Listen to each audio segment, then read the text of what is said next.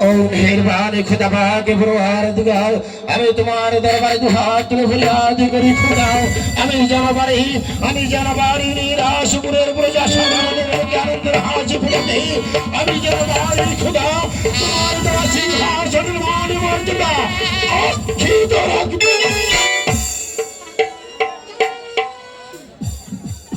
ওজির সাহেব জাহাতনে আপনি কি বলতে পারেন আমার নিরাশপুরে প্রজা সাধারণের কিভাবে দিন যাপন করছে জাহাতনে আমি গিয়েছিলাম আমাদের প্রজা সাধারণের মাঝে প্রজা সাধারণ সবাই আপনার গুণগান করছে আর সবাই জয় জয় দিয়ে বলছে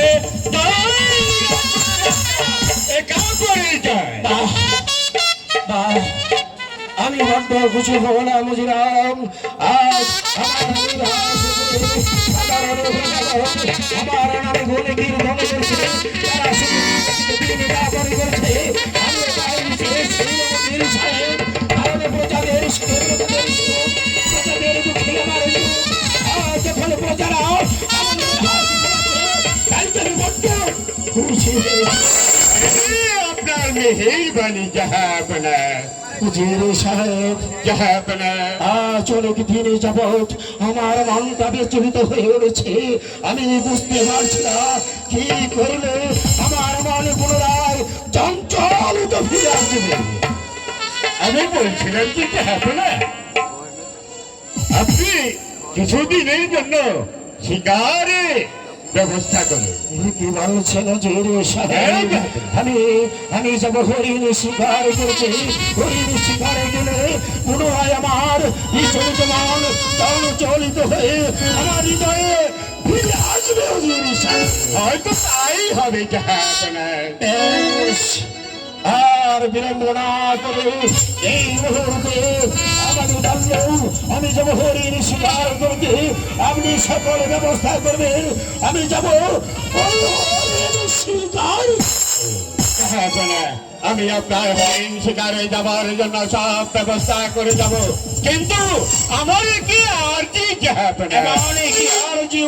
সাহেব আমার আরজি হলো আমি আপনার সঙ্গে শিকারে যেতে চাই কি বলছেন উজির সাহেব আপনি যাবেন আমার সঙ্গে হরিণ শিকারে উজির সাহেব একই সঙ্গে আমরা দুজন যখন ওই হরিণ শিকার যাব তাহলে এ রাজ্য পরিচালনা করবে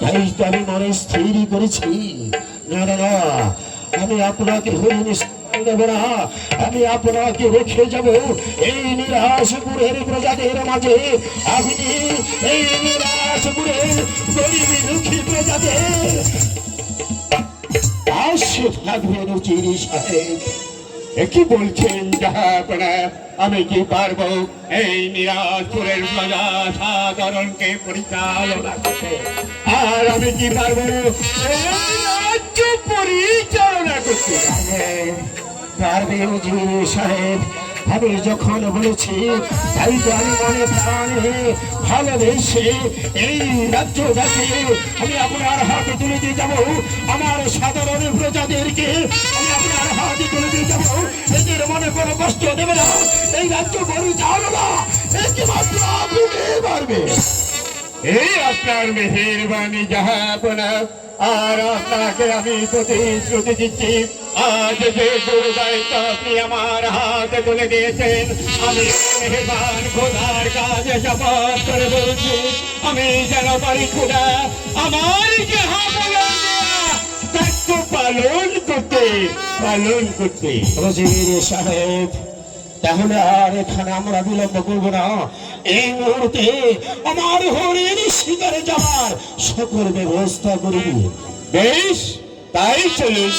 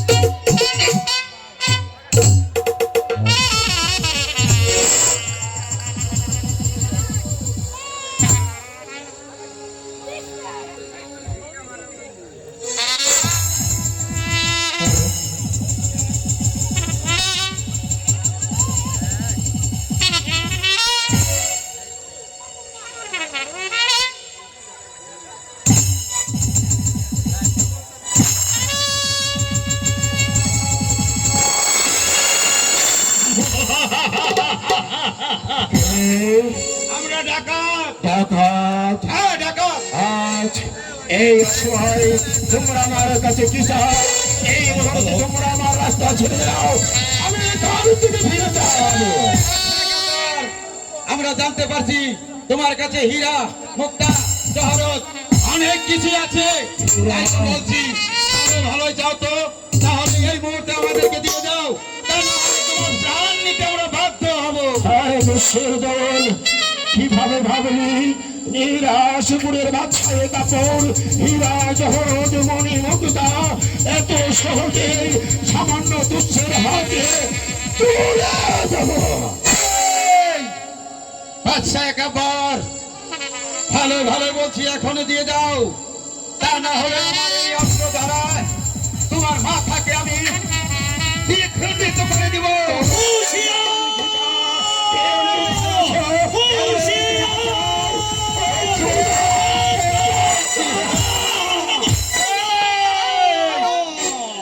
এই বনরাজ এখানে কি চাস?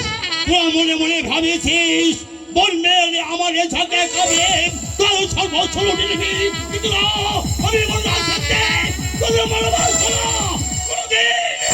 এই বনরাজ আমরা ডাকাত, আমাদের কাজ ছিনতাই করা, আর তুই হচ্ছি বনরাজ, তোর ওই পশু পাখি শিকার করা। তাই তো বলছি ভালো ভালো এখান থেকে চলে যা, তা না হলে আমার এই অস্ত্রের আঘাতে তোকে আমি দ্বিখণ্ডিত করে দেব। বনরাজ কখনো প্রাণের মায়া করে না রে। দুশোটা প্রাণ নিতেও জানি এবং কি প্রাণ নিতেও জানি। এই, দেখা যাক কার বাড়িতে কত শক্তি।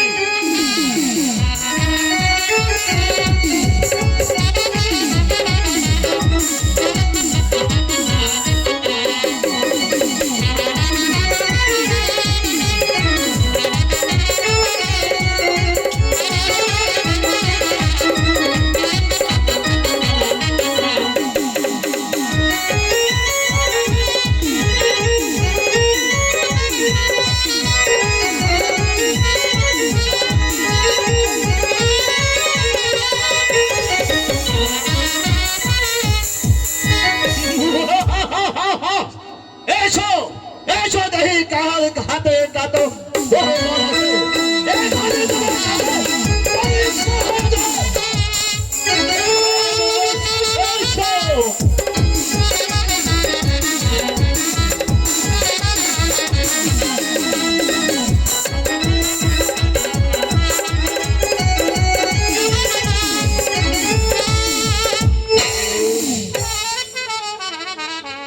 কে তুমি আজ এই বিপদের সময় ঝাঁপিয়ে পড়ে আমার জীবন রক্ষা করলে?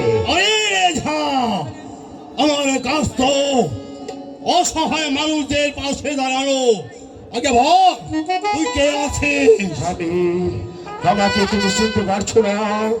আমি হয়েছি ওই নিরাশপুরের বাদশাহে কাপড়। সারে খাবার হরে রেঝা, তুই তো আমার মনে পাচ্ছিস একবার এই ব্রজার ছাড়াও গ্রহণ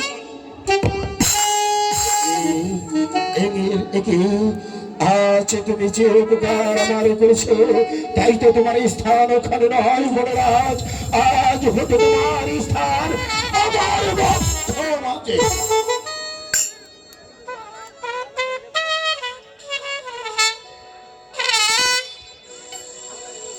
শুনো বনরাজ, হলো রেঝা। আজ তুমি যে কাজ করেছো তাই তো এই মুহূর্তে আমার দেবার কিছুই নেই। সামান্য পুরস্কার দেব আমি তোমাকে, তুমি আমার সামান্য পুরস্কার সাদরে গ্রহণ করবে। ওরে রেঝা, আমি ভণ্ডার একে গিয়ে বলে রেঝাছি পুরস্কার যে আমি কি করবো রেঝা? বনরাজ, আজ তুমি যে বিপদের মুখে আমাকে উদ্ধার করেছো তাই তো আমি খুশি হয়ে আমার চুরির জামা তোমাকে পুরস্কৃত করলাম। বেশ, আমি তোহার জয়ী জামা সাদরে গ্রহণ করলাম। শোনো বনরাজ, বল রে ঝা শুধু এখানেই শেষ নয়, ওই তো তাকিয়ে দেখো বনরাজ, ওই তো বৃক্ষের মাঝে আমার ওড়িয়াবাজ ঘোড়া বাঁধা আছে। তাই তো আজ হতে আমি তোমাকে ওড়িয়াবাজ ঘোড়া দান করে রে ঝা আমি তোহার দান সাদরে গ্রহণ করলাম। তবে রে ঝা বলে না সে যদি কোনোদিন বিপদ মে বলিস আমাকে স্মরণ করবি।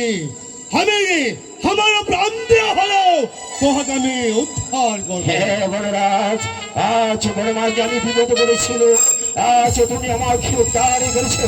তাই তো আজ হতে আমি তোমাকে বলে যাই, যদি কোনো অসহায় মানুষ এসে এই বনরাজ বিপদ করে, তাহলে তোমার দল বল নিয়ে এসে তাকে উদ্ধার করে তোহার আদেশ আমি অক্ষরে অক্ষরে পালন করি। বনরাজ, তাহলে আজ এই মুহূর্তে আমাকে একটু রাস্তা এগিয়ে দাও, এই বল হতে আমাকে ও বার করে দাও। বেশ তো চলে রে ঝা আমার সঙ্গে চলে হবে। বেশ, তাই চলো, তাই চলো, তাই চলো।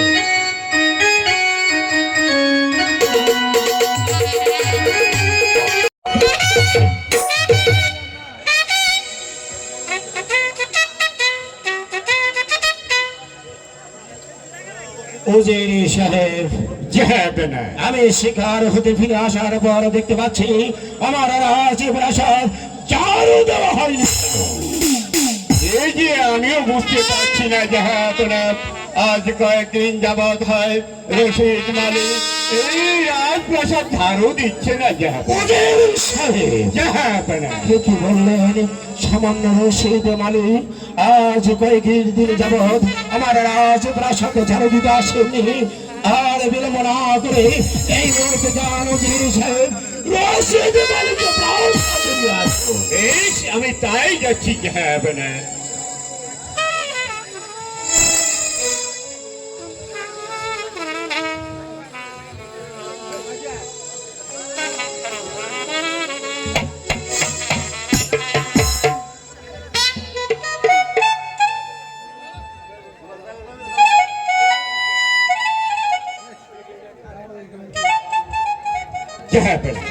এই তো আমি রশিদ মালিকে আপনার সম্মুখে হাজির করছি। আগে বাবু আগে কেন ডেকেছেন?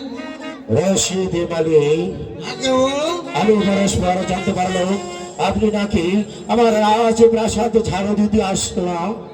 আগে বাবু আপনার এখানে অনেকদিন ধরে নকরি করি। আমার বাড়ি গুরুদেব আসিয়াছে, গুরুদেব হাত দেখিয়া বলি আমার সন্তান আদি হয় না, আগে সন্তান আদি হয় না কেন? তাই নকরি করিস কোথায়? বলেছি বাচ্চার দরবারে নকরি করি। কয়, ওখানে গন্ডগোল হয়ে আছে। একে বলছো রশিদ মালিক, এখানে গন্ডগোল? বলো রশিদ মালিক, কি হয়েছে? বাবু আমার বলেছে ভয় হচ্ছে। এ কি বলছো ভয় হচ্ছে? আমি তোমাকে ভয় দান করছি, তুমি খুলে বলো এমনই কি হয়েছে? বাবু আমার গুরুদেব হাত দেখিয়া বলে আছে আপনি নাকি আজ করে আবার সাজে। আমি বলি গুরুদেব বলে আছে। হ্যাঁ, তোমার শুভর দাদুমার সম্মুখে দাঁড়িয়ে এই কথা বলতে তোমার জীবিকা গুরুদেব বলে আছে। যাও যাও রশিদ মালিক, এখান থেকে অনেক দূরে চলে যাও। গুরুদেব আমি তোমার মুখ দর্শন করতে চাই না। গুরুদেব বলে আছে। উজির সাহেব, ভাবিনি নীরবে দাঁড়িয়ে রইলেন। সামান্য রশিদ মালিক এত বড় কথা আমার সম্মুখে দাঁড়িয়ে বলে গেল, আপনি কিছু মুস্তাকি মাফ করবেন জাহাপনাত। রশিদ মালিক তো অন্যায় কিছু বলেনি, অন্যায় কিছু বলেনি। হ্যাঁ জাহাপনাত, সামান্য রশিদ মালিক আমাকে আজ পুরো পুরো উদ্ধার দিয়ে গেল, আর আপনি বলছেন সে অন্যায় কিছু বলেনি। হ্যাঁ জাহাপনাত, তাই তো রাজ্যের প্রজা সাধারণ সবাই বলা বলি করছে আপনি হাত করে রাজা, তাই তো তাদের অন্য জোটে না। তারা সংকল্প করেছে আপনার এই রাজ্য ছেড়ে প্রায় অন্য রাজ্যে চলে যাবে না। আপনার এত বড় স্পর্ধা হলো, আপনিও রশিদ মালির মতো আমার সম্মুখে দাঁড়িয়ে আপনিও আমাকে হাত করে বলে বাচ্চারা ধিক্কার দিলে।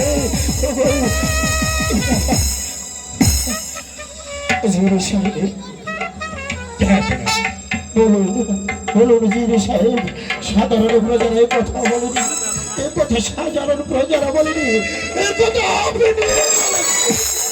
শুধু তাই নয় জাহাপনা, প্রজারা বলবে কেন, আমিও নিজে বলছি আপনার মুখ দর্শনে আপনার আমাদের লক্ষ লক্ষ প্রজার অন্য জোটে না। প্রজাদেরকে নিয়ে আমিও সংকল্প করেছি আপনার এই রাজ্য ছেড়ে আমরা অন্য রাজ্যে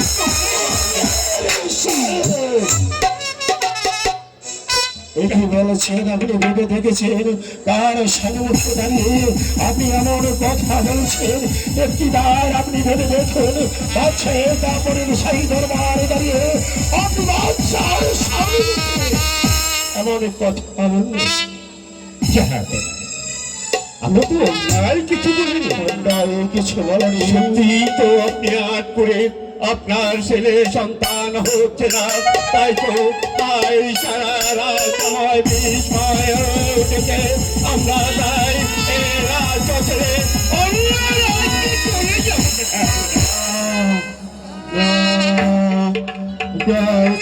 সাহেব, আজ আপনি যে কথা আমার সম্মুখে দাঁড়িয়ে বলেছেন, তার সাহেব এই লোকে রশিদ মালির মতো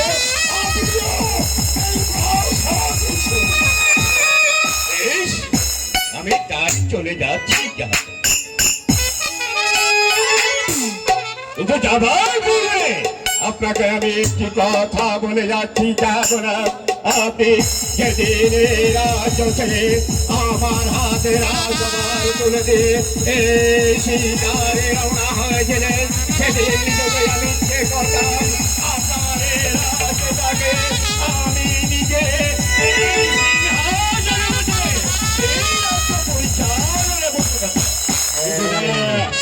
আমি আর একটি কথা বলে যাচ্ছি, জাহাবনা, আজ যেমনি সবাই আমাকে অপমান করে আপনি তাড়িয়ে দিচ্ছেন, এই অপমানের জন্য আমি মরে যাব না। আপনি মনে রাখবেন এই উজিরে চেষ্টা করেও এই উজিরকে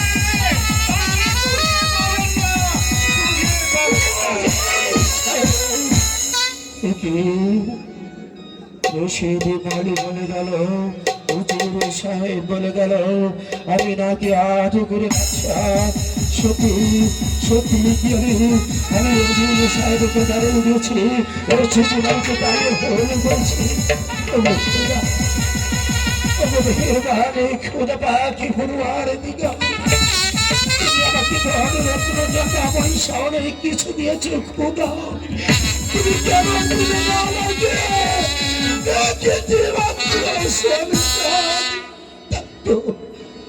আজ আমার একটি সন্তান নেই প্রজাই, আজ আমার এই প্রজা আমার এই দরবার রুটি আমাকে অধিকার দিয়েছে। খোদা খোদা তুমি বলে দাও খোদা, এখন আমি কি করবো?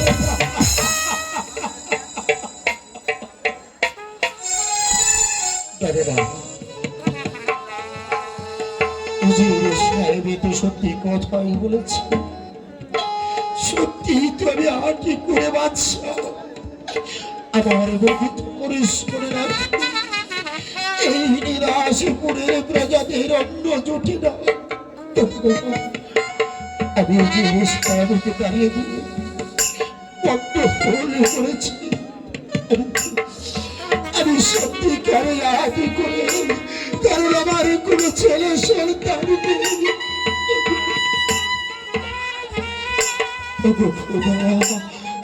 এখন আমি কি করবো?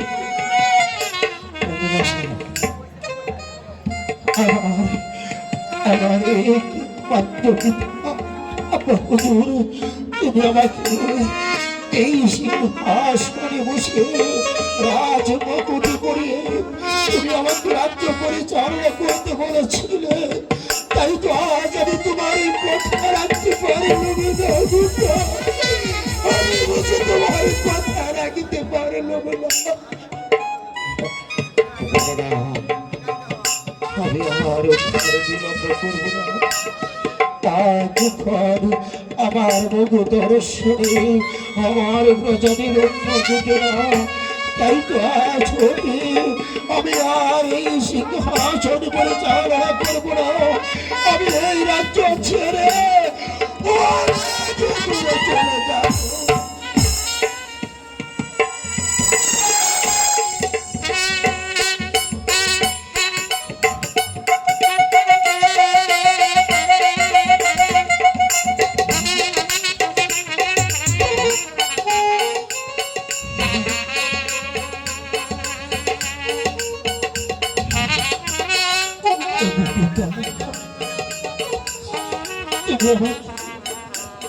এই সিংহাসন দাবি করেছিলে, তাই তো আজ আমি তোমার সিংহাসন রক্ষা করতে পারছি না পিতা।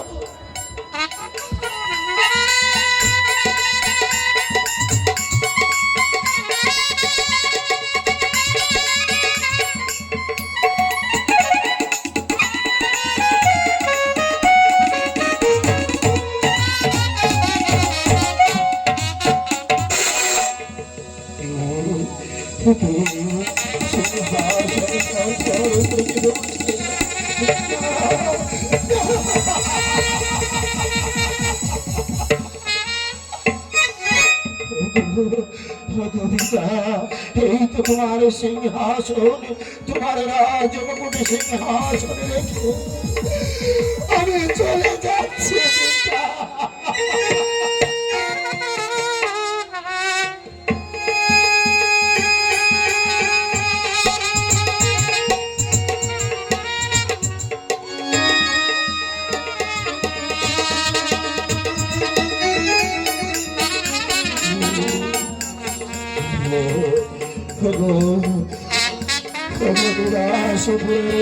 সাধারণ এই তো যে দেখো আজ তোমরা যে কথা বলেছো, তোমাদের অন্য বুঝে না। তাই তো রাশিপুরের বাচ্চা সিংহাসন ছেড়ে দিয়ে তোমাদের কাছ থেকে চলে যাচ্ছে। তোমরা পারলে আমাকে ক্ষমা করে দিও। আমি চেয়েছিলাম সুখে দুঃখে তোমাদের মাঝে থাকতে, আজ আমি পারলাম না।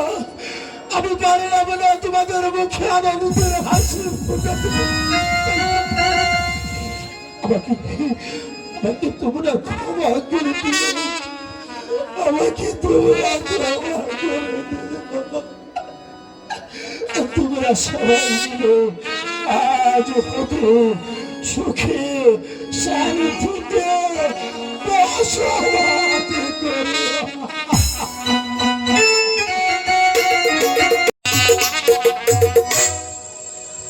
চারিদিকে নীরব নিস্তব্ধ, কোথাও কারো সারা শব্দ পাচ্ছি না। প্রাসাদটা একেবারে অন্ধকার হয়ে আছে। আমি কিছুই বুঝতে পারছি না প্রাসাদটা এত অন্ধকার কেন। এই কে আছিস? প্রাসাদে একটু আলো জ্বালিয়ে দে, আমি যে কিছুই দেখতে পাচ্ছি না। জাহাপনাকেও আমি দেখতে পাচ্ছি না। তাহলে কি যদি হবে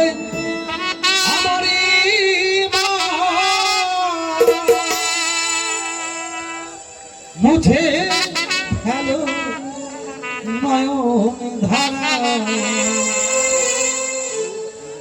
যদি হবে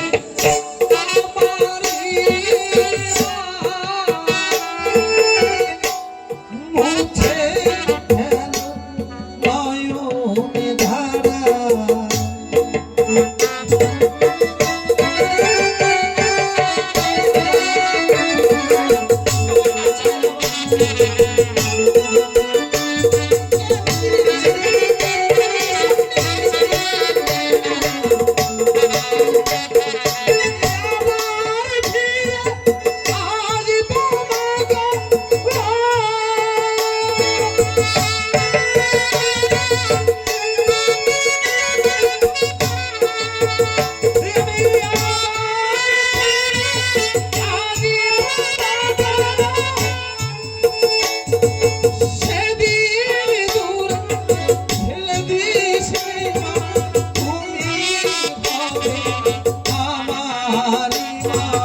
যদি হবে আমারি মা মুছে ফেলো নয়নে ধারা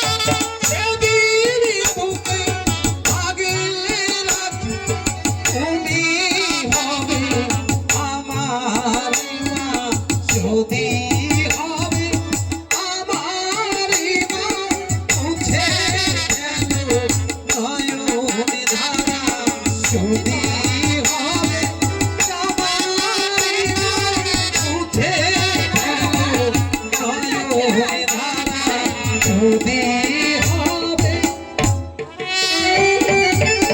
ওই বালককে কি বলে গেলেন? ওই বালকের কথা আমি কিছুই বুঝতে পারছি না। হে নানা, হে জাহাপনা মুকুটকে রাজ্য ছেড়ে চলে গেছে। আমি আর এখানে এক মুহূর্ত দেরি করবো না। জাহাপনা যে পথে গেছে আমিও সেই পথে যাব। আমি আসছি।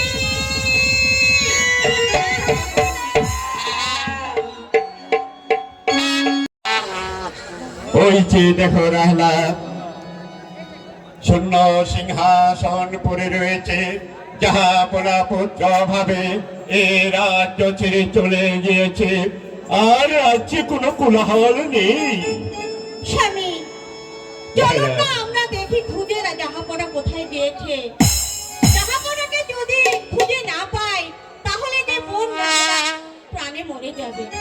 ও কথা তুমি বলো না রাহলা, আমি জাহাপনাকে কিছুতেই খুঁজে আনতে পারবো না। সেদিন প্রকাশ দেবালকে রাজসভা থেকে যে অপমান করেছে, আমাকে তাড়িয়ে দিয়েছে, আমি কিছুতেই জাহাপনাকে ফিরিয়ে আনতে। স্বামী, রাগ অভিমান সব ভুলে চলুন না আমরা যাই জাহাপনাকে খুঁজে নিয়ে আসি। নইলে যে আমার বোন জাহানারা প্রাণে বাঁচবে না। কি বলছো রাহেলা? হ্যাঁ, ঠিক আছে রাহেলা, তাহলে চলো প্রথমে আমরা বেগম সাহেবার সাথে সাক্ষাৎ করবো, তারপর যাবো জাহাপনার খুঁজে।